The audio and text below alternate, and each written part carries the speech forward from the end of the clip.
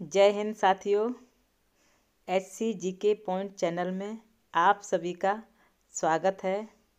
साथियों, SSC यानी staff selection commission ने हाल ही में GD कांस्टेबल के लिए बहुत सारी वैकेंसीज निकाली हैं, जिसके एग्ज़ाम 2024 के फरवरी और मार्च में होंगे। जो लोग SSC GD कांस्टेबल परीक्षा की तैयारी कर रहे हैं, उन्हें SSC GD सामान्य ज्ञान की जानकारी का होना बहुत ज़रूरी है, क्योंकि बहुत सारे क्वेश्चंस सामान्य ज्ञान से आते हैं। और आप अगर SSC GD constable general knowledge के प्रश्न ढूंढ रहे हैं तो मेरी प्रत्येक वीडियो आपसे देखना शुरू कर दीजिए। ये पहली वीडियो है। आज हमने कुछ प्रश्न लिए हैं। आने वाली वीडियो में ढेरों क्वेश्चन होंगे जो पिछले एग्ज़ाम में प्रश्न पूछे गए हैं वो होंगे, और भी बहुत सारे नए क्वेश्चन होंगे जो आपके लिए बेहद लाभदायक होंगे। आपकी परीक्षाओं में वो आ सकते हैं, बहुत इम्पोर्टेंट होंगे। तो आज से तैयारी शुरू कर दीजिए। और मैं गुजारिश करूँगी कि वीडियो को लोगों को शेयर करें, चैनल को सब्सक्राइब करें, लाइक करें। और जितने भी अभ्यर्थी बैठ रहे हैं परीक्षा में, सभी को मेरी ढेरों शुभकामनाएं। ज़्यादा से ज़्यादा लोग पास होकर आएँ और अच्छी जॉब हासिल करें। आपका पहला सवाल आपकी स्क्रीन पर है। ज्ञानपीठ पुरस्कार कौन से क्षेत्र में दिया जाता है? आपके सामने 4 ऑप्शन हैं। A संगीत, B साहित्य, C खेलकूद, D फिल्म। और इसका सही जवाब है B साहित्य। साहित्य के क्षेत्र में ज्ञानपीठ पुरस्कार दिया जाता है। और साथियों, भारतीय साहित्य के लिए दिया जाने वाला ये सर्वोच्च पुरस्कार है।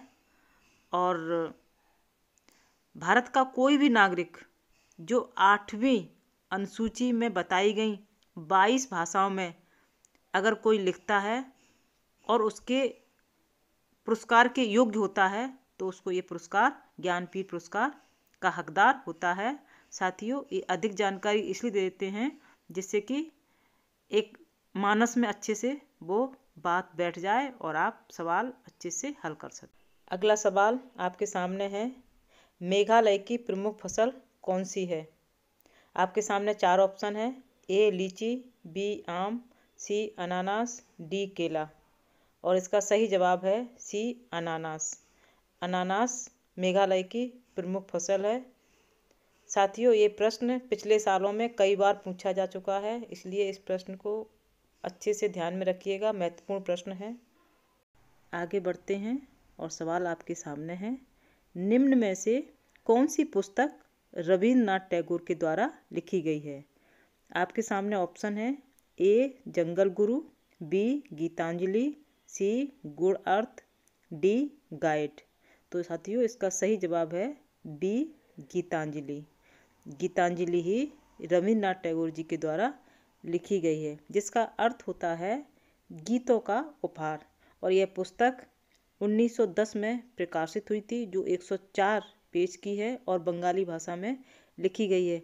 अगर ये प्रश्न घुमाकर भी आ सकता है कि गीतांजलि किस भाषा में लिखी हुई पुस्तक है, तो आप बंगला भाषा में लिखी हुई पुस्तक है। तो ये प्रश्न पिछले कई वर्षों में आ चुका है, तो बहुत इम्पोर्टेंट है। ये सारे प्रश्न जितने भी हम आज ले रहे हैं वीडियो में और लेते रहेंगे, वो सभी बहुत इम्पोर्टेंट होंगे और आपके लिए बहुत महत्वपूर्ण साबित होंगे। अगला सवाल आपके सामने है।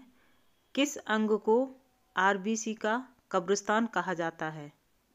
आपके सामने ऑप्शन है। A प्लीहा, B यकृत, C हृदय, D वृक्क। और इसका सही जवाब है A प्लीहा को RBC का कब्रिस्तान कहा जाता है। और ये सवाल भी पिछले सालों में पूछा जा चुका है, तो इसको अच्छे से याद रखिएगा। अगला सवाल आपके सामने है। संगमरमर चट्टानों की किस श्रेणी में आता है? ऑप्शन है। A आग्नेय, B अवसादी, C तलछट, D कायांतरित। और इसका सही जवाब है D कायांतरित। साथियों, संगमरमर एक कायांतरित चट्टान है, जिसका निर्माण तब होता है जब चूना पत्थर ऊष्मा और दबाव के अधीन होता है।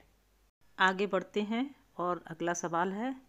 इंदिरा गांधी इंडोर स्टेडियम स्थित है ए लखनऊ, बी मुंबई में, सी कलकत्ता में, डी नई दिल्ली में।